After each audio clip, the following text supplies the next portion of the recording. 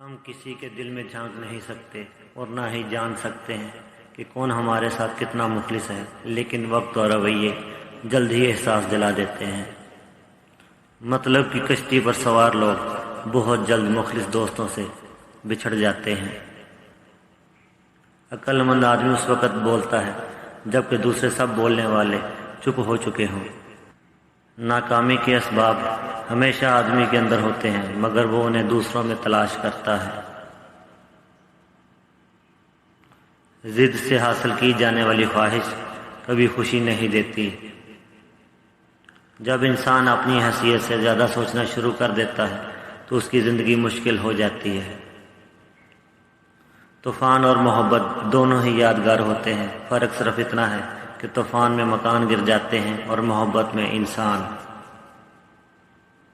दूसरों को छोटा, घटिया और नीच साबित करने से आज तक कोई अजीम नहीं बन सका। किसी का पर्दा रखने में ही इज्जत और बड़ाई है।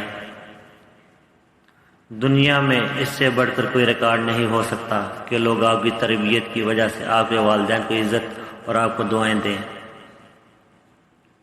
बेशक हालात इंसान के हाथ में नहीं हैं, लेकिन जिसके हाथ में है वो बड़ा रहमान और रहीम है। जब खोने की आदत सी हो जाए, फिर चीज़ों के खो जाने, यादों के मिट जाने और लोगों के चले जाने से कोई इतनी तकलीफ नहीं होती। हर इंसान दिल का बुरा और बेवफा नहीं होता, बुझ जाता है दिया तेल की कमी से।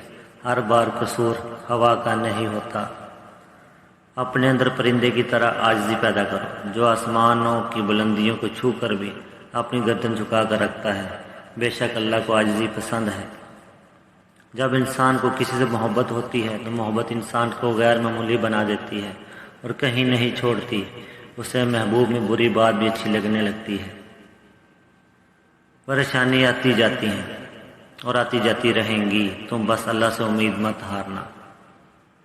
शैतान उस घर के एक भी फर्द को अपनी तरफ माइल नहीं कर सकता जिस घर में अरबी घोड़ा हो। अगरचे समुंदर में गहराई होती है, लेकिन दिल का साहिल सबसे ज़्यादा गहरा है।